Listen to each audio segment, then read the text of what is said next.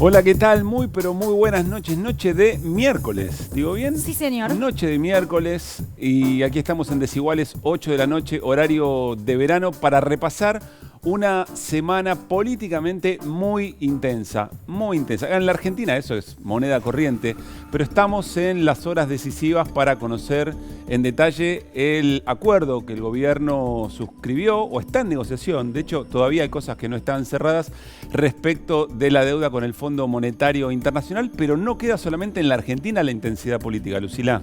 Hola Pablo, buenas ¿Cómo te noches. No, la verdad que no, porque se habla ya de una, guerra declarada, guerra económica, la nueva Guerra Fría. Hablamos, por supuesto, del conflicto entre Ucrania y Rusia, aunque a veces pareciera que es entre Estados Unidos y Rusia, ¿no? Pareciera que Joe Biden se cree vocero del presidente ucraniano. Sanciones económicas para Rusia, declaraciones importantes de Vladimir Putin en los últimos días, en las últimas horas. ¿Cómo afecta esto a la Argentina? ¿Cómo afecta esto a nuestra región?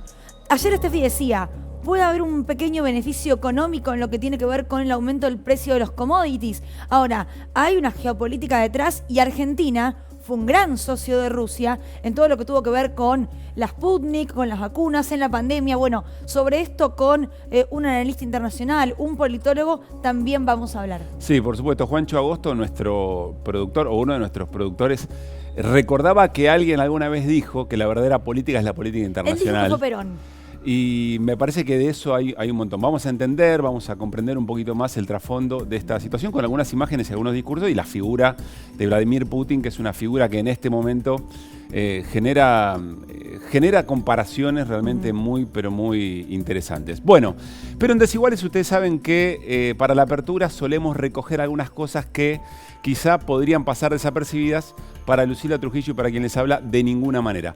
En este mismo momento, el actual presidente del Partido Popular, que es, podríamos decir, el partido de derecha de los más influyentes de toda Europa, estamos hablando del Partido Popular en España, Pablo Casado, está en una reunión con la cúpula de los dirigentes de ese espacio político, del Partido de Derecha de España, viendo a ver si se va más o menos por la puerta grande, si se va cabizbajo, si se va cascoteado, etcétera, etcétera. ¿Por qué?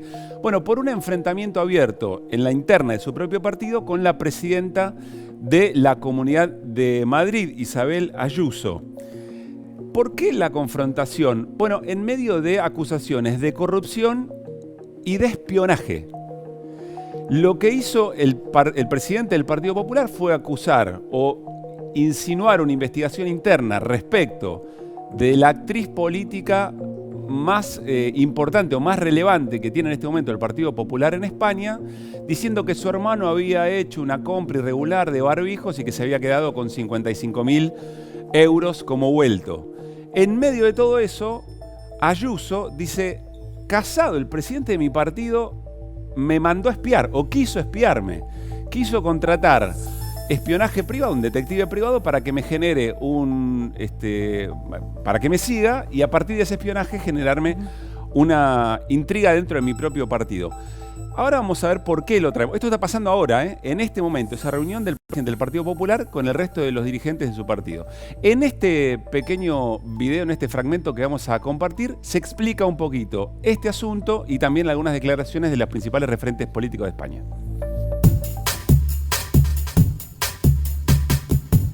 Hace apenas 6 días estallaba la crisis. Ayuso acusaba a Casado de montar una campaña de espionaje en su contra. Nunca pude imaginar que la dirección nacional de mi partido iba a actuar de un modo tan cruel. Horas más tarde, Casado elevaba la tensión, pidiendo en público a Ayuso que aclarase el contrato de su hermano con la Comunidad de Madrid.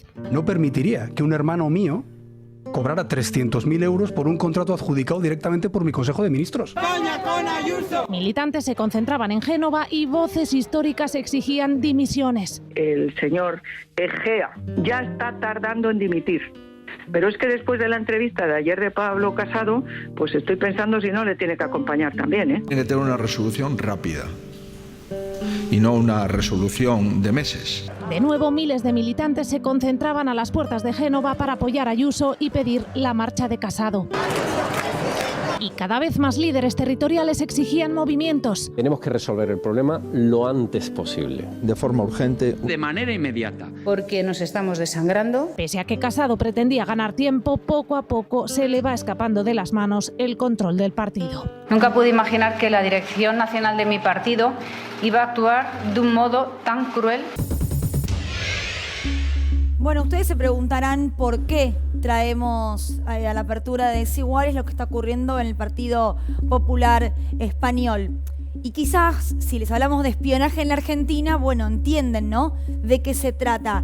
De un mecanismo montado desde el Estado, en ese caso, por el gobierno de Mauricio Macri para espiar a ajenos, pero también a propios. De hecho, tenemos algunos titulares para compartir sobre cosas que han ocurrido. Incluso recuerdo, y esto solamente a modo de color, ¿no?, cómo nuestra colega Nancy Pasos, expareja, exesposa de Diego Santilli, madre de sus hijos, ha dicho: esta gente espió a mis hijos, esta gente persiguió a mis hijos, y el líder político que pidió ese espionaje sigue siendo el jefe de mi ex marido. Bueno, Argentina imputan a Mauricio Macri por espionaje interno. Esto sabemos que es lamentablemente una noticia que se va repitiendo día a día, pero hay otra que tiene que ver con el espionaje, reitero esto, dentro del propio partido. Surgen más pruebas que vinculan a Macri con el espionaje a Larreta, Santilli y Vidal. Lo que nos preguntábamos con Pablo antes de que arranque el programa es, bueno, ¿qué diferencia hay entre España y Argentina?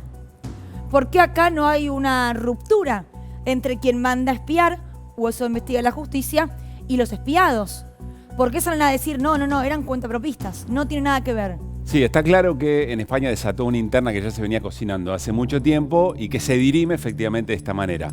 Ahora, lo que llama la atención es que en España genera una crisis política que trasciende al propio Partido Popular, por la implicancia del Partido Popular en España, un intento de espionaje sobre una integrante del mismo espacio político. Acá en la Argentina tenés a propios y extraños, dirigentes políticos de toda clase, tenés a víctimas de una tragedia como el hundimiento del Ara San Juan, y tenés después la mesa en la provincia de Buenos Aires con ministros de la gobernadora Vidal en una doble cuestión, es decir, siendo espiados ilegalmente y al mismo tiempo mientras estaban armando causas contra dirigentes sindicales. Y la sensación es que acá no pasa mucho más que causas que se inician con elementos que el espionaje ilegal existió, no hay ninguna duda. Esto está comprobado, lo que hay que ver es cuáles son las responsabilidades a asignar. Y la sensación es que políticamente, e incluso en algunos medios de comunicación, o en los medios de comunicación, y en la opinión pública, no genera el escozor, la crisis política que debería. La justicia, sin ninguna duda, es una pata en la Argentina. De hecho, la quiero sumar a Lu Bertoia a esta charla, pero de lo que hablamos en España es de una situación 100% política. Acá no hay una justicia que ni siquiera tuvo que determinar si el espionaje se cometió o no.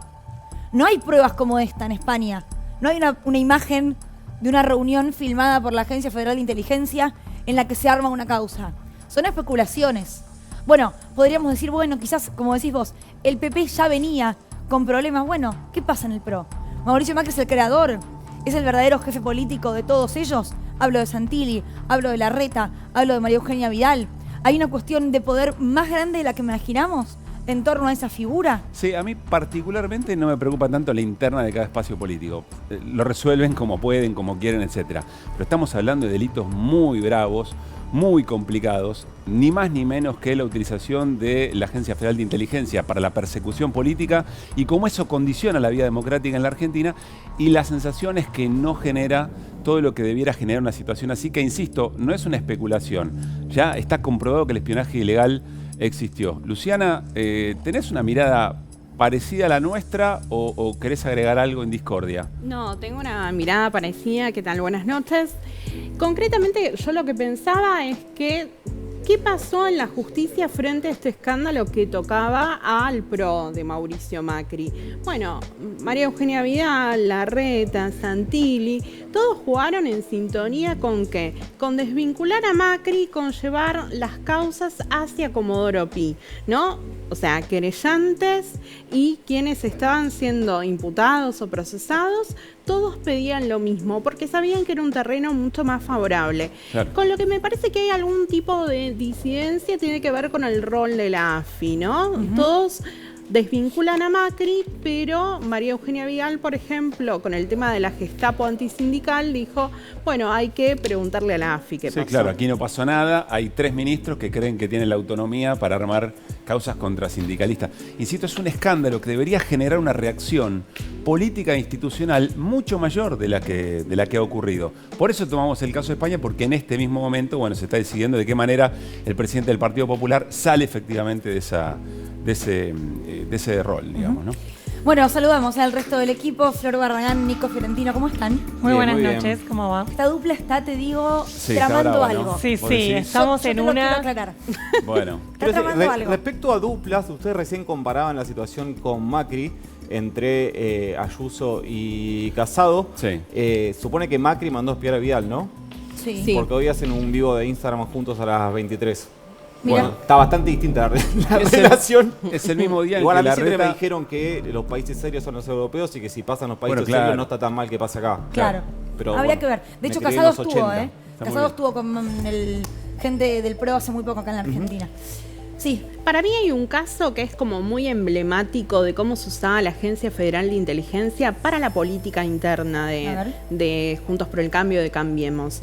A Emilio Monzó lo seguían los espías de la AFI y en un momento les dieron la orden de terminar con esos seguimientos. Entonces, ¿qué pasa en el chat interno que tenían? Mandan una nota diciendo, Monzó volvió a la mesa chica. Y dice, son unos trapos. Claro, ahí nos pararon con las tareas que estábamos haciendo porque se habían amigado de alguna manera con el gobierno Claro. de Macri. Yo insisto, la manera en que cada espacio político resuelve su interna, no hay espacio político en la Argentina, ni el gobierno que pueda sacar ficha respecto de esa situación. Pero acá estamos hablando de un delito que, insisto, debería generar mucha más repercusión, y esto es lo que está pasando, como dice Nicolás Fiorentino, en un país serio como supuestamente Digamos lo que es si España. tenés información privada de tus rivales, tenés una herramienta favorable para resolver internas, eso hay que decir. Sí, claro, claro. Bueno, Sí, vamos a estar hablando, por supuesto, del acuerdo con el Fondo Monetario Internacional y nos vamos a meter de lleno en la letra chica y en qué particularmente en el déficit fiscal. Y voy a hacer una pregunta que vamos a responder. ¿Se puede bajar el déficit fiscal sin aumentar impuestos, sin reducir el gasto y por el contrario aumentando el gasto público? No.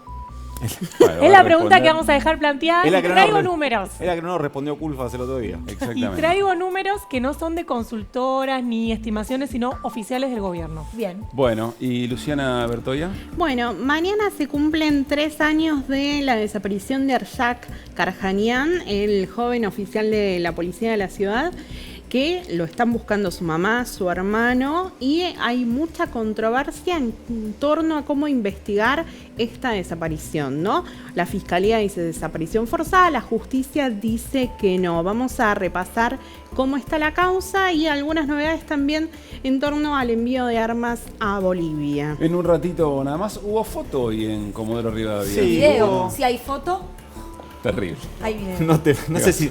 No me des en ese terreno, Trujillo. Hacé las cosas sola. No, bueno. Mirá la Estoy cámara. diciendo- Sí. Porque lo decís mirándome a La mí. gente se ríe. Hubo.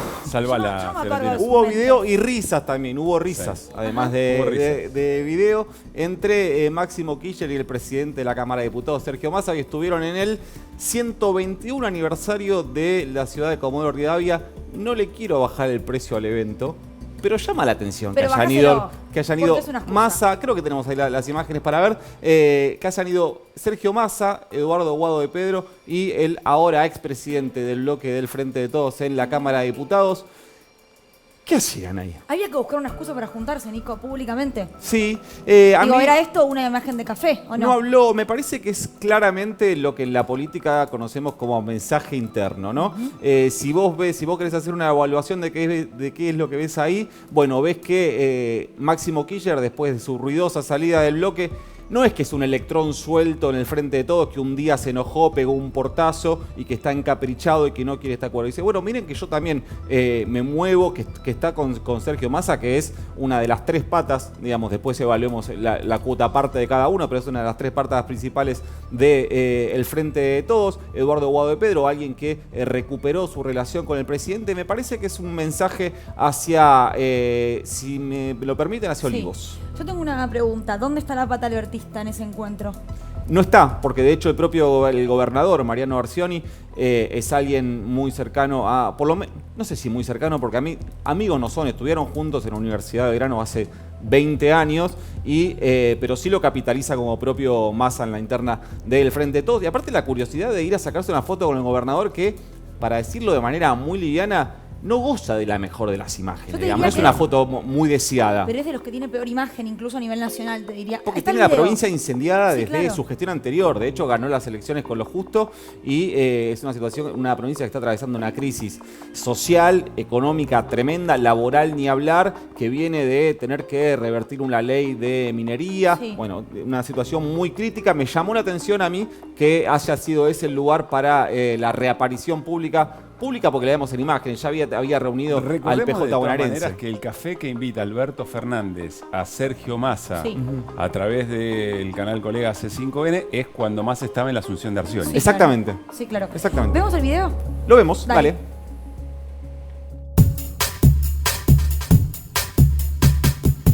Identifica en la historia de nuestros pioneros y nuestras pioneras. Muchas gracias a cada uno de los que hoy nos está acompañando. Valoro desde el corazón el acompañamiento de cada uno de los intendentes de cada una de las ciudades.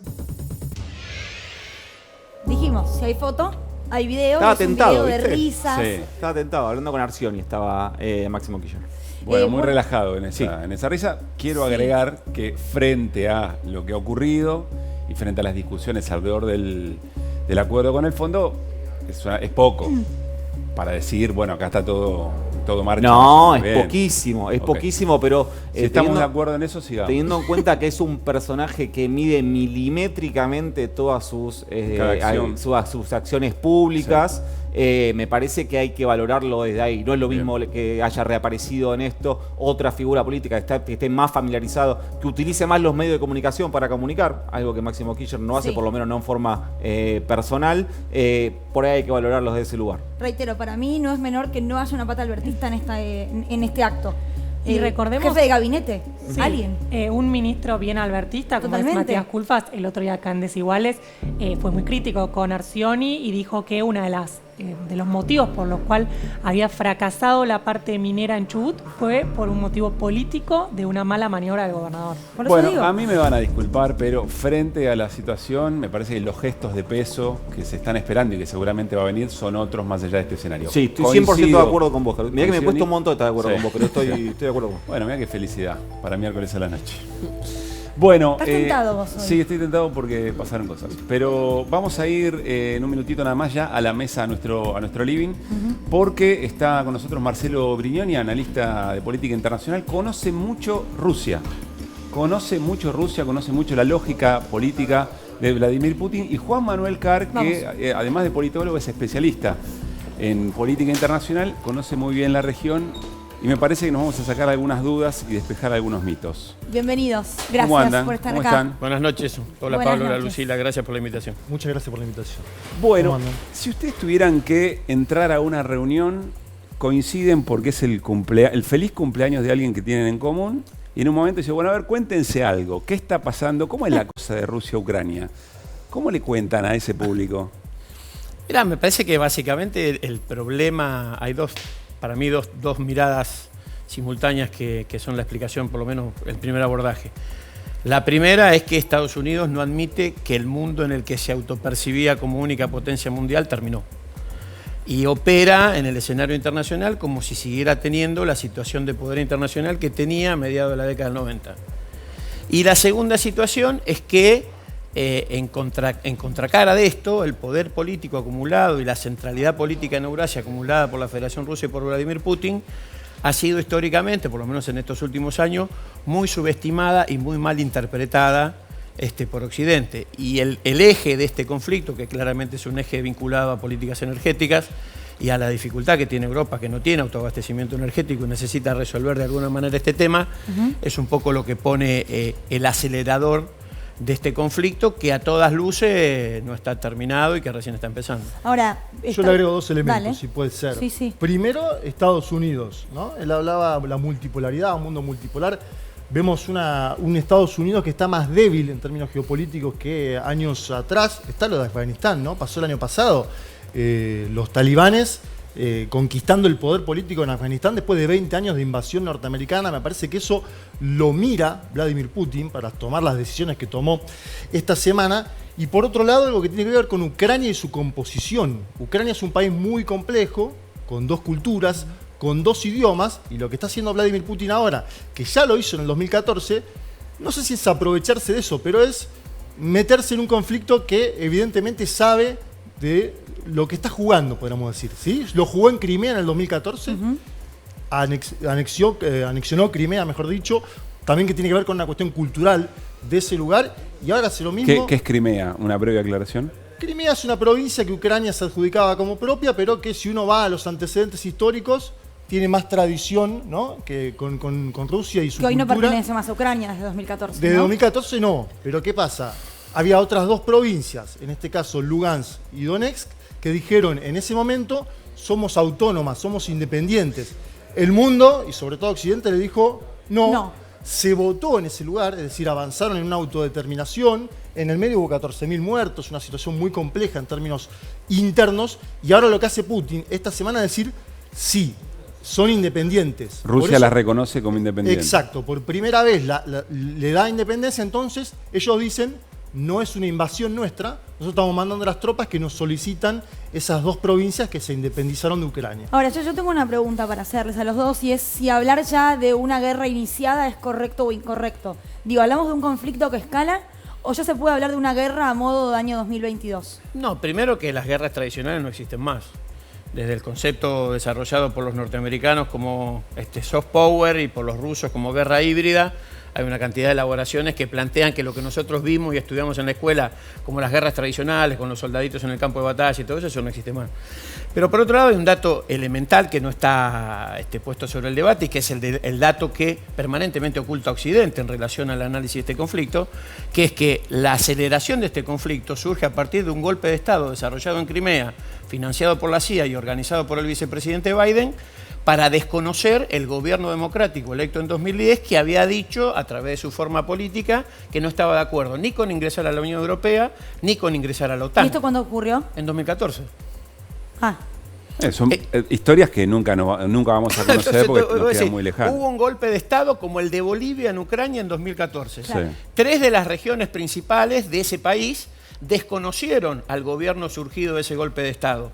Producto de eso y de la preocupación europea porque no escalar el conflicto, se armó una gran concurrencia en una convención que se llamaron los Acuerdos de Minsk, que se desarrolló en Bielorrusia, donde se pusieron de acuerdo la gente de Kiev y la gente del Donbass, que son las provincias de origen ruso que estuvimos hablando, en constituir una nueva estrategia para armar algo parecido a una República Federal de Ucrania.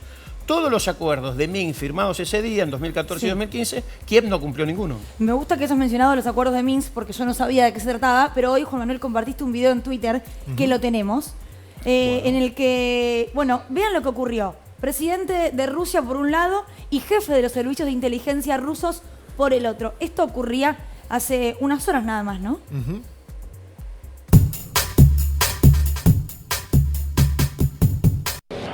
Предложить им в кратчайшие сроки заставить Киев пойти на мир и выполнить Минские соглашения.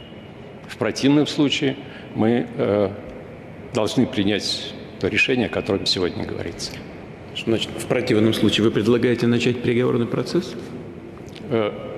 Нет, я... Или признавать суверенитет их?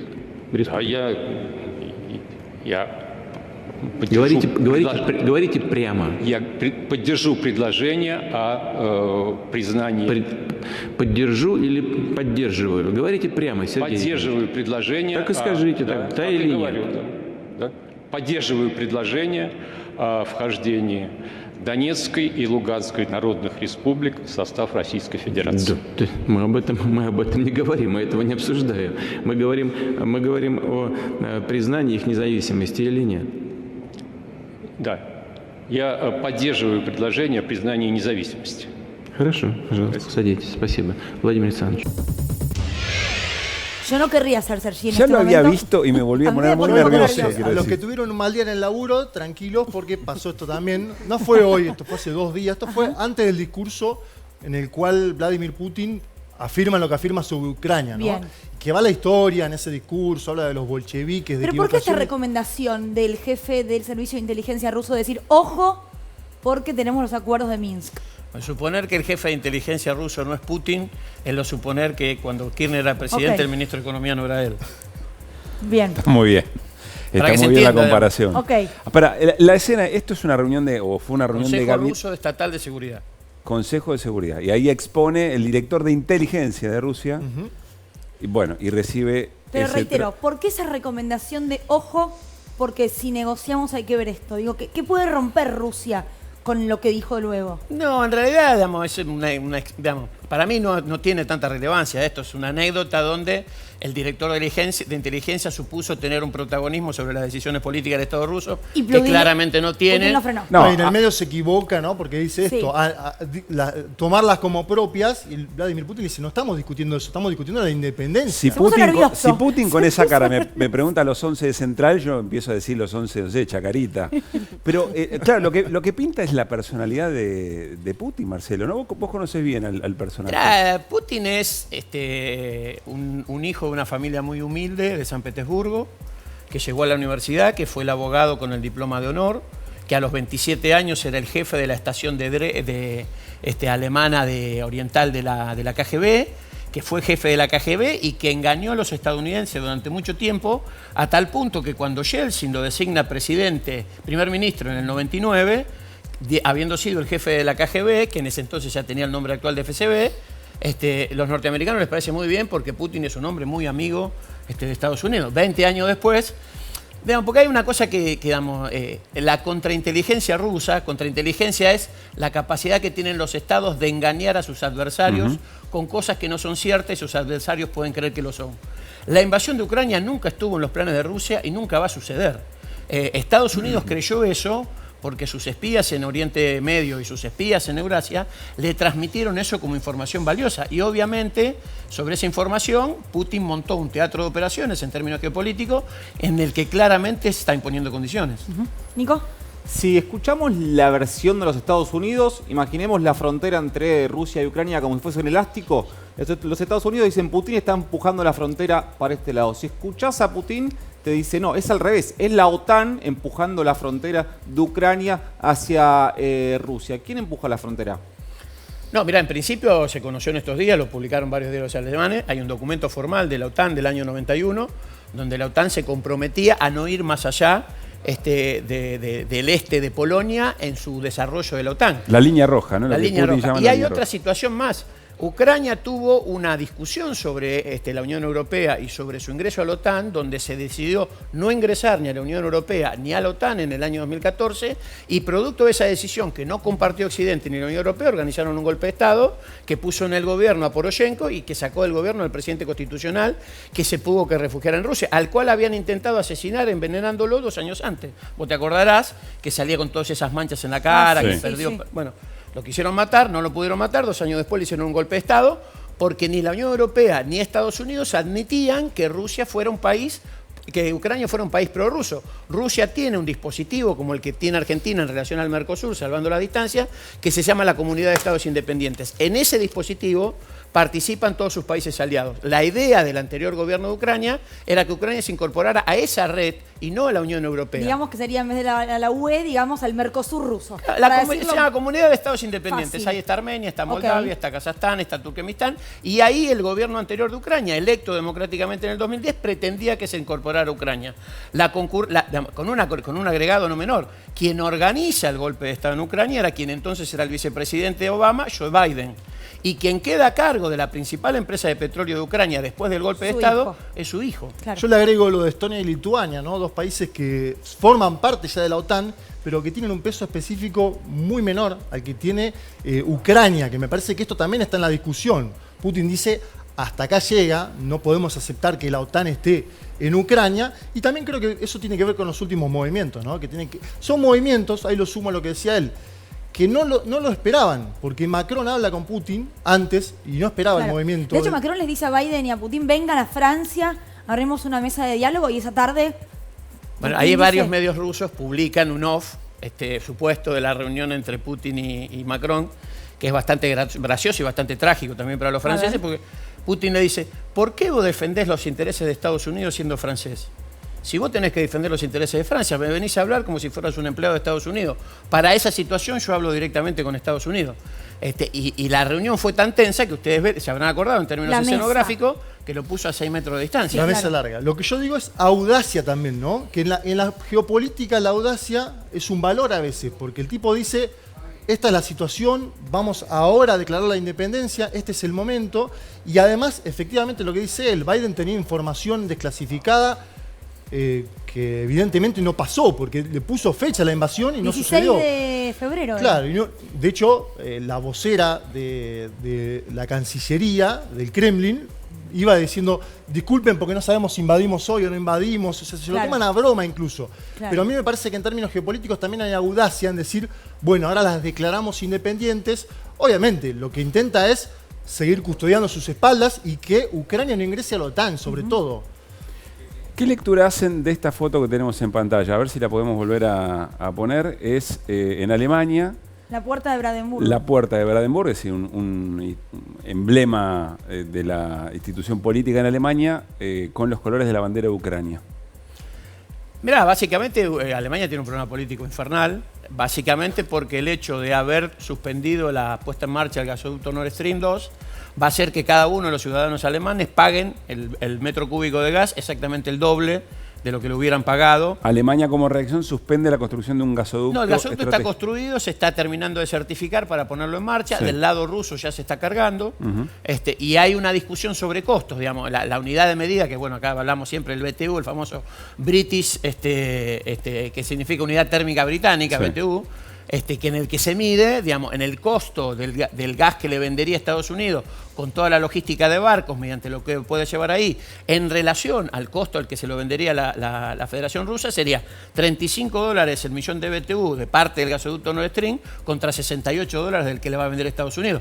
Con lo cual, la discusión de Alemania es absolutamente absurda en tanto y en cuanto esta discusión hace que su población pague el doble el gas de lo que lo pagaría. Ideológica, totalmente ideológica no práctica. Y no económica, pero desnuda también que la dependencia que ha tenido y que tiene Europa de los Estados Unidos de América y de las decisiones, porque no, Olaf Scholz no es que lo hace y dice lo voy a hacer porque fue una decisión propia. En el medio hubo comunicaciones con la Casa Blanca y le dijeron tenés que hacer esto y él lo toma, lo hace. ¿Creen que puede haber una guerra tradicional? No, yo creo que no, yo creo que el grueso del conflicto está resuelto. O sea, esta es una situación parecida a la que pasó en Georgia en el 2008, donde también aquel gobierno georgiano de aquel entonces, digamos, para que nos pongamos en contexto, cuando se disuelve la Unión Soviética, que es una comunicación telefónica que le hacen al pobre Gorbachev, donde estaban reunidos Eduard Shevardnadze, que después sería el presidente de Georgia, y Boris Yeltsin, que después sería el presidente de la Federación Rusa, y le avisan por teléfono a Gorbachev que el país que él gobernaba, que era la Unión Soviética, había dejado de existir. Georgia, Shevardnadze y Yeltsin siempre fueron los aliados principales de Estados Unidos en esta idea final, que es la idea que tiene Estados Unidos, que es balcanizar la Federación Rusa.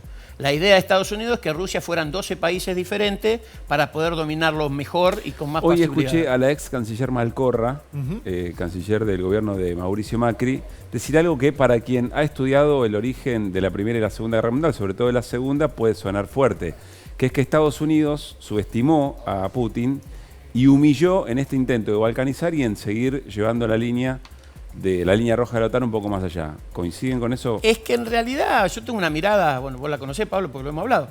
Yo creo que la mirada de el staff del Partido Demócrata norteamericano en relación a la política exterior de Estados Unidos atrasa 20 años y además lo mete permanentemente a Estados Unidos en problemas que no debiera tener.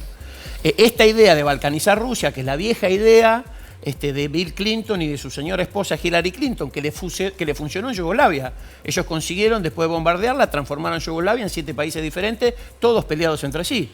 Esta idea de hacer lo mismo con Rusia, desconociendo que además en términos históricos, Rusia fue la tumba militar de Napoleón y de Hitler. O sea, pensar que vos podés maniobrar geopolíticamente y militarmente sobre Rusia, como lo hiciste sobre Yugoslavia, sobre Siria, habla claramente de un nivel de amateurismo de los estrategas geopolíticos militares de Estados Unidos que lo están pagando en el papelón que están llevando adelante.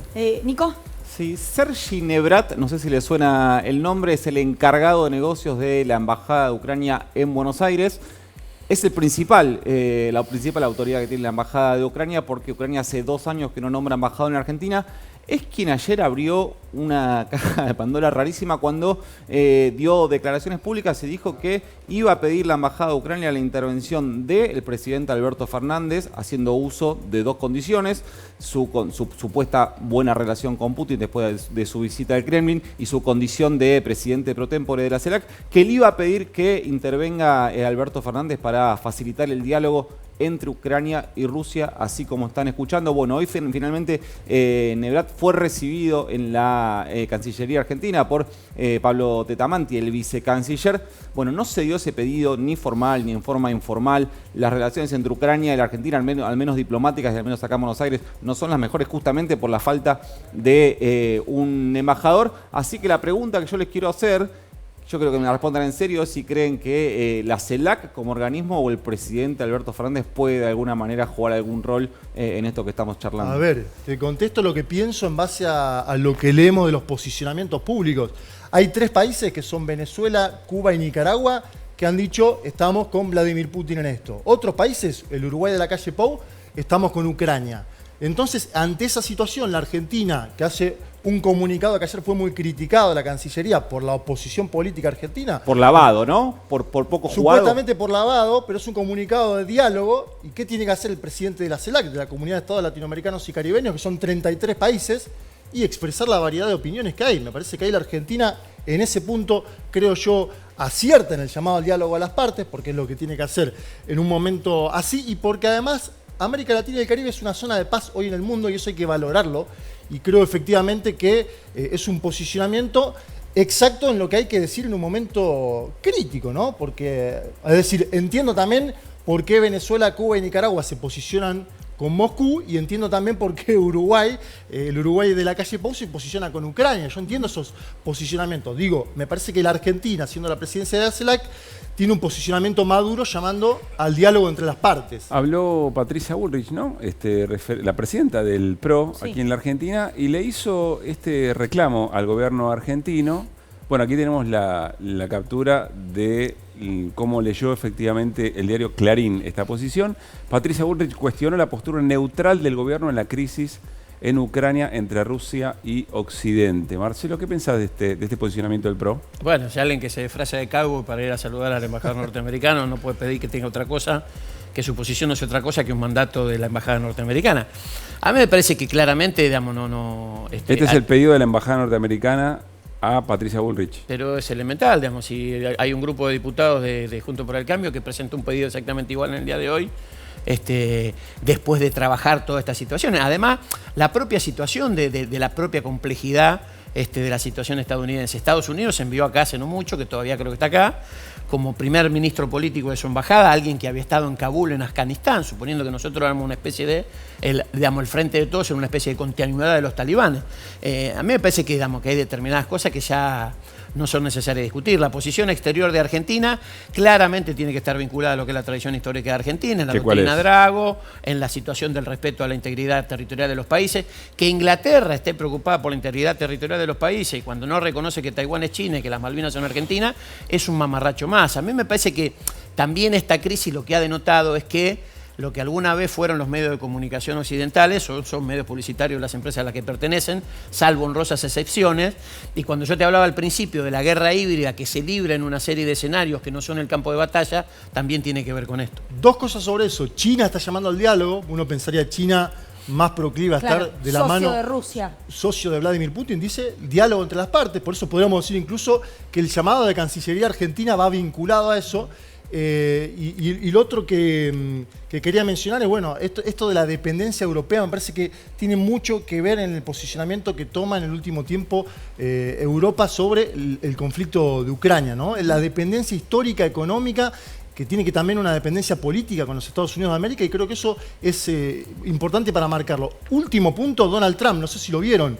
Un Donald Trump que casi que dice: espectacular lo que hizo Vladimir Putin, lo conozco, bueno, es una jugada magistral. Y entonces ahí me llama la atención la paradoja de En el PRO, los halcones del PRO, que son estos que hablan ahora, no, se ve que no tomaron en consideración los dichos de Donald Trump, ¿no? Que está diciendo que es fantástica jugada la de Vladimir Putin, obviamente jugando a la interna de los Estados Unidos de América, ¿no? Bueno, eso es para, vos mencionabas hace un rato, Marcelo, el tema de la política exterior del Partido Demócrata.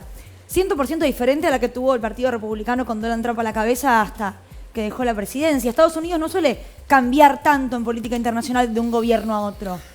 Yo tengo una mirada sobre Trump que muchos no la comparten, pero yo creo que Trump fue el primer tipo que leyó esta situación real de Estados Unidos, que leyó su debilidad estructural y que dijo, cerremos la frontera porque las manufacturas chinas van a dejar a toda nuestra población sin empleo, acordemos un esquema de convivencia con Rusia y China, dejemos de mandarle plata a la Unión Europea que no nos defienden y nos salen caro, y armemos una estrategia geopolítica de defensa con quien ¿Nacional y popular, Donald Trump? No es que sea nacional y popular, digamos, las categorías argentinas son para analizar la política argentina, digamos, por aparte hay otra cosa que me parece elemental, la política internacional no se discute en relación a valores, a convicciones, a ideología. La política internacional se discute en relación a intereses y a necesidades de los países. Y en este marco, como en todos los demás, la República Argentina debiera hacer lo que le conviene. Y lo que le conviene es que exista un mundo multipolar con varios actores para que un país con la debilidad estructural que tiene Argentina pueda interactuar tratando de sacar los mayores beneficios para nuestro país. Esta idea de suponer de que nosotros somos occidentales y cristianos o que somos herederos de la dinastía Ming es una idea absolutamente absurda para lo que es la situación geopolítica real de la República Argentina. Si no fuera hincha de Newell's, qué bien me caería Marcelo Brignoni. Por otro motivo. Bueno. A mí me cae bien Luli de Huracán. Sí, claro. Mira vos. Bueno, se pueden caer bien ustedes también. Está bien, pero me parece que no estamos para eso, ¿no? Se vive de otra manera, por lo menos en Rosario. O sea, que hay dos clásicos acá. Rosario tiene una particularidad sobre cualquier otra ciudad de la Argentina, en la que no hay hinchas de Boca y de River porque no son necesarios. Eso me gusta. Bueno, mencionamos hace un rato, nada más lo mencionó Luciana, algunas novedades en términos de la causa. Está un poco vinculado, ¿no? Tiene que ver con la autonomía de los países, sus democracias y sus avanzadas, incluso con colaboraciones de países que deberían ser hermanos o actuar como tales, por lo menos. Luciana, ¿qué novedades hay respecto del golpe en Bolivia? Y te agrego, Pablo, también justo Juan Manuel hablaba de los halcones del PRO. Esta es una causa que protagonizan los halcones del PRO con Patricia Bullrich a la cabeza. Hasta ahora ya declararon 5 gendarmes que estuvieron desplegados en Bolivia en el último contingente y lo que vienen sosteniendo en sus declaraciones ante el juez Alejandro Catani es que por supuesto ellos no hicieron entrenamientos en Bolivia. Esto quiere decir que las 70.000 balas que se entregaron a la policía boliviana y a la Fuerza Aérea Boliviana salieron porque querían ser entregadas a las fuerzas golpistas.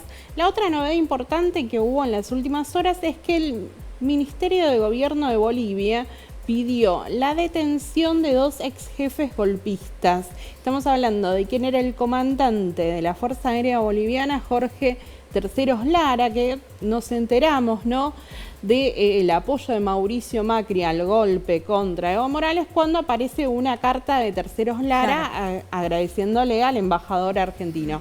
Y el otro que están pidiendo la detención es de Vladimir Yuri Calderón, el jefe de la policía boliviana. Aprovecho en este marco para preguntarles un poco cómo ven la geopolítica de Juntos o, cómo se percibe esto. Bueno, en el caso de Bolivia me parece que es claro, terminó apoyando un golpe de Estado que masacró más de 30 personas en Sencata y en Sacaba, ¿no? Es decir, eso está lastimosamente en el historial del último tiempo de la Argentina. Y fue un gobierno democrático el que lo hizo, apoyando un golpe de Estado que, bueno, ahora Yanine Áñez está nada más y nada menos que en prisión en Bolivia por los actos. Y Camacho no está en prisión, el otro autor, porque lo protege Estados Unidos. Y porque es gobernador, porque fue a las urnas y ganó. Porque también esto es lo otro que hay que decir. Tiene un poder político en Santa Cruz, un lugar muy acaudalado de Bolivia, que le permite tener esa protección política, judicial. Obviamente también está la protección de los Estados Unidos de América. Me parece que Juntos tuvo una política exterior. Si él decía que la política exterior argentina tiene una tradición, Juntos, Cambiemos en su momento, la quebró y ahora estamos viendo incluso que hasta han intentado, por lo que sabemos, alguna jugada en torno a Venezuela también, ¿no? No solo era Bolivia, sino que también era Venezuela. Bueno, efectivamente tenían una decisión tomada que es participar en el Grupo de Lima y apoyar aventuras golpistas, diría. La de Bolivia, a Bolivia le salió a Yanine Áñez, la de Venezuela no salió porque sigue ahí gobernando Nicolás Maduro, más allá de las valoraciones que cada uno pueda tener sobre Maduro. Pero me parece que fue una experiencia muy distinta y distante a lo que es la tradición de la política exterior de la Argentina. Marcelo, ¿coincidís? Sí, además que de todas maneras, uno que conoce un poco cómo funciona la Fuerza Armada Nacional Bolivariana de Venezuela, suponer que el ejército de Macri le podía hacer algún daño militar es poco probable. Más allá de que hay una cosa que sí me parece que es cierta, que digamos, el gobierno del macrismo en política exterior dinamitó cualquier tipo de tradición de la política exterior en Argentina, porque inclusive aún en tiempos del menemismo, digamos que el menemismo tuvo una política exterior clara, tuvo un desarrollo teórico que fue, digamos, el realismo periférico de Carlos Escudé, con la que yo obviamente no estuve de acuerdo ni estoy de acuerdo, pero tenía en ese entonces la justificación de que en esa época, 92, 93, 94, Estados Unidos era el único hegemón unipolar, la Federación Rusa estaba terminando de disolverse la Unión Soviética, la República Popular China no existía, pero hacer lo que hizo el gobierno de Macri en términos de sometimiento geopolítico a Estados Unidos contra los propios intereses de Argentina, desandando todo lo que había sido, digamos, las gestiones en política exterior, que inclusive habían tenido niveles de coherencia bastante grandes en los últimos 15 años, me parece que fue una cosa absolutamente desafortunada, y entre esas cosas absolutamente desafortunadas nos dejaron el lastre de la deuda externa, que claramente yo no soy de los que comparte que fue para financiar la campaña de Macri, sino que fue para intentar evitar que un futuro gobierno popular pudiera plantearse un escenario de autonomía para volver a un esquema de tradición de lo que esto es la política exterior del kirchnerismo del 2002 hasta el 2015. Me interesa la seguramente matriz económica de la pregunta de Flor Barragán. Flor. Sí, justamente mencionaste la palabra deuda externa y eso quería consultar. A ver, si este posicionamiento argentino en cuanto a lo de Rusia y Ucrania, por ahí más neutral, entre comillas, si podría perjudicarnos, o por el contrario, si Argentina dice, me pego a lo que diga Estados Unidos, si puede beneficiarnos, y el fondo decir, bueno, voy a ser más laxo. ¿Cómo lo ven? Bueno, yo me gustaría encontrar un libro que relate las buenas noticias que produjo Estados Unidos como aliado de Argentina en algún momento de la historia. Si lo tienen, estoy dispuesto a leerlo. Estados Unidos nunca ha sido un buen aliado de Argentina, nunca le ha generado otra cosa que conflictos, ha financiado y organizado todos los golpes de Estado que sucedieron en la Argentina. Y en el momento de las relaciones carnales. Y en el momento de las relaciones carnales, producto de las relaciones carnales, que por eso yo creo que tiene que ser muy cuidadoso Argentina en este momento, como decía Juan Manuel. Digamos, pocos se acuerdan que en el marco de las relaciones carnales Argentina se involucró sin ningún sustento de Naciones Unidas en el conflicto del Golfo y la guerra de Irak, y significaron los dos atentados más importantes de la historia argentina, producto de esa decisión de involucrarse en un escenario geopolítico en el que Argentina no tiene ninguna necesidad de participar y en el que además no sabe cómo funciona. Más allá de que nosotros, obviamente, como argentinos creemos que somos los mejores del mundo, la importancia geopolítica global de Argentina en el escenario internacional no es para dar determinadas batallas en la que no está capacitada por poder real para participar. Claro. Sí, no hay incentivos lógicos para un posicionamiento que sea mayor al que ya se ha dicho, que aparte, vuelvo a decir, es el mismo posicionamiento que tiene la segunda potencia más importante de este planeta, que es China. Porque estamos siempre mirando a Estados Unidos, lo que dice Estados Unidos, a quién presiona Estados Unidos. Estados Unidos hasta ahora convenció a América Latina a Uruguay, la calle Pou. Ni Bolsonaro. Bolsonaro estuvo hace muy poco, de hecho, en Rusia con su hijo a los abrazos con Vladimir Putin. Y le hizo un homenaje a los soldados comunistas. Bolsonaro, que es anticomunista, antilulista en Brasil. Son las paradojas de la geopolítica, ¿no? Le hizo un gran homenaje. La sabiduría de la Cancillería rusa. De abrirle los brazos. Que con un raviol te hace una milanesa. Juan Manuel, Marcelo, muchísimas gracias por haber venido. A ustedes, muchas gracias. Bueno, nos vamos a ir al corte y al regresar charlamos con Flor Barragán y Nico Fiorentino acerca de las novedades en torno al acuerdo con el Fondo Monetario Internacional y con Luciana Bertoia. Sí. Bueno, un caso muy preocupante, la desaparición de un agente de la policía de la Ciudad de Buenos Aires que no tiene explicación ni respuesta. Hace 3 años ya, ¿no?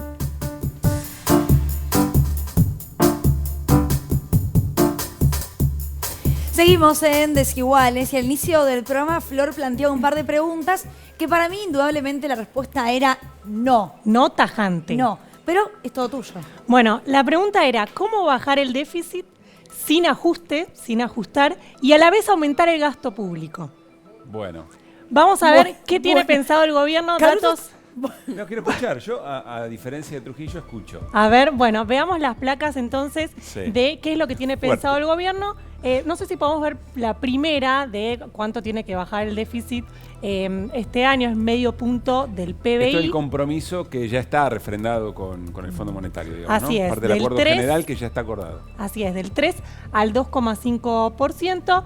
Y entonces acá vemos por un lado el tema subsidios de la energía. Sí, podemos ver en el orden correcto, porque estas son las placas de Nico, no sé si después las vamos a estar repasando. Bueno, le pisa la columna al compañero. Claro, yo no le quiero sacar, ahí lo vemos, ¿ves?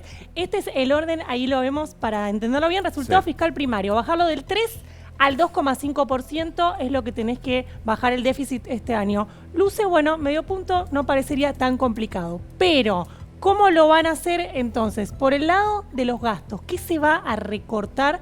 Es en la siguiente placa. Pregunta mientras aparece la placa, ¿eso está decidido o eso se está negociando? Eso es lo que está en el borrador preliminar que el gobierno no salió a desmentir. Del borrador preliminar. Sí, pero el gobierno no lo desmiente y está confirmada esta información. Así que si podemos ver por dónde viene el lado de los recortes, sí lo que le vamos a poner un signo de pregunta es a los números, pero no a la información de por dónde vendrían los recortes. A ver. Aquí lo vemos. El recorte va a pasar por los subsidios a la energía, los cambios en las jubilaciones. Perdón, el subsidio hay que llegar al 0,6%. Sí, y ese le ponemos un signo de pregunta gigante, porque eso es lo que está hoy en discusión. Bien. Los cambios en jubilaciones de jueces y diplomáticos y, ojo con esto, limitar transferencias discrecionales a provincias y empresas públicas. Podría haber un recorte también por ahí. Por el lado de los ingresos, ¿qué se va a hacer ya en la última placa? ¿Qué va a hacer el gobierno entonces para bajar el déficit fiscal por el lado de los ingresos? Ahí vemos, vienen los cambios en el impuesto a bienes personales, ¿se acuerdan que se aprobó? Eso te va a dar un poco más de ingresos. Esto es novedoso, revalúo inmobiliario federal, también te va a dar ingresos. Flor? Lo que significa, viste, que a veces el valor de una propiedad, cuando vos la comprás en el mercado, no tiene nada que ver con el valor fiscal, por lo que pagás de los impuestos. Bueno, llevar el valor de mercado al valor fiscal y que sean, digamos, más similares, implicaría pagar mayores impuestos. Está bien, pero es progresivo, digamos, ¿no? Es alguien que compró por mucho, va a pagar por lo que corresponde. Así es, sí, bien. Así es. Después, la administración tributaria de AFIP, esto te podría aportar tal vez más el año que viene, esto es el AFIP yendo por la evasión tributaria sobre todo. Y por último, si generás empleo, que es lo que espera el gobierno y lo que esperan todas las consultoras, aportes y contribuciones, es decir, impuestos, ¿no? Bien. Claro. Entonces, ¿la respuesta? Arrancamos diciendo, sí. ¿Se puede? ¿Cómo era el planteo? ¿Se puede bajar el déficit fiscal sí. sin ajuste y aumentando el gasto público? Yo respondería, es el gran desafío del gobierno. ¿Vos qué decís? Puedo contestar basándome en una consultora muy buena. Vamos a la mesa mientras tanto. P4Q de Manuel Álvarez Agis dice que sí. ¿Que sí? Que sí. Así es. Mirá. Lo que pasa es que para que eso se dé, hay que ver qué va a pasar con los subsidios energéticos, que era el gran signo de pregunta que yo te ponía ahí. Y hay una serie de causas de temas internacionales, que ya los estábamos tratando recién, que podrían complicarte mucho ese punto. ¿Puedo ser el pesimista de la mesa con una sola cosa? Mira, Caruso me mira raro. Porque le estás ocupando el lugar de pesimista a él. El plan incluye un crecimiento sostenido pero bajo durante todo lo que dure el programa, que va a ser como 10 años, ¿no? 10 años de crecimiento continuo. ¿Cuántas veces en la Argentina creció 10 años consecutivos? Bueno, nunca. Bueno, este año que la Argentina se prevé que crezca. Porque me va a matar el productor. Sí. Bueno, si Argentina crece este año, es algo que no pasaba, crecer 2 años seguidos desde hace una década.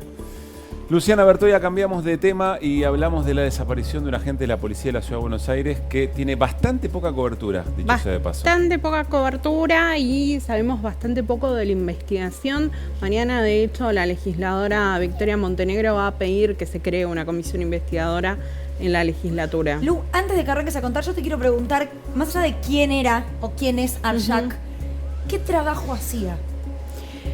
Bueno, él estuvo en Policía de la Ciudad, entre otras cosas, entre otras áreas estuvo en exposiciones, que es un área bastante sensible, también trabajó con escuchas y demás, que ese es uno de los temas que invoca la querella, invoca a la familia de Arshak.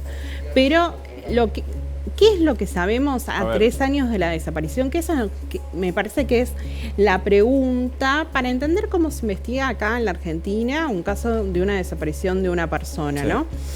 Lo último que sabemos es que el 24 de febrero de 2019 él se encontró con un compañero que justamente habían compartido el área de exposiciones de la policía de la ciudad, Leonel Herba. Estuvieron hablando más o menos desde las 12:49 hasta las 13:22 en la puerta del edificio donde vivía Arshak en la avenida Directorio.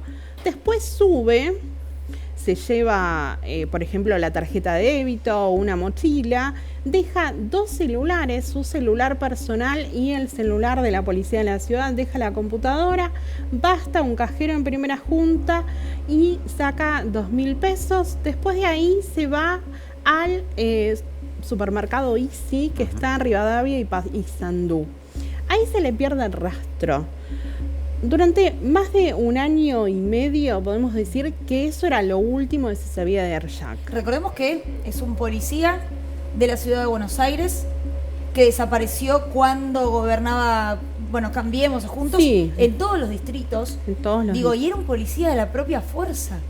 Bueno, un dato bastante interesante que me decía gente del Ministerio de Seguridad es que le llamaban la atención, por ejemplo, cómo los propios compañeros de la fuerza no hacen un reclamo más claro, ¿no?, para saber qué pasó con este muchacho. Hoy escuché a la mamá de la gente sí, a decir Rosita, que efectivamente ella esperaba que, como era un agente de la policía, tuviera otro tipo de actitud. Que en general es lo que sucede con las fuerzas, hay una reacción bastante corporativa, ¿no? Bueno, acá hay después 2 posturas bastante divergentes. Una es la de la Fiscalía, que representa a Santiago Bismara, que dice la Fiscalía que esto debe investigarse como una desaparición forzada de personas. ¿Qué quiere decir? Bueno, que pudo haber habido una intervención de un agente estatal.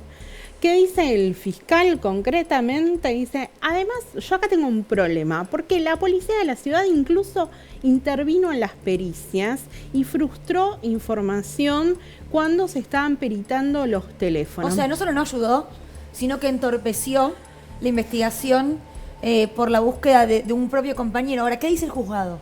Bueno, y déjame que te agregue algo más.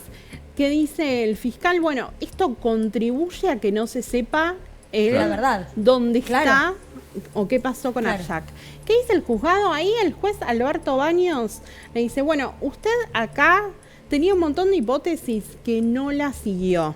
Incluso es bastante duro el juez con el fiscal Bismara y también es dura la Cámara Nacional de Casación, la Cámara de la Casación Ordinaria, cuando le dice, bueno, había hipótesis que no siguió. Por ejemplo, usted no se enteró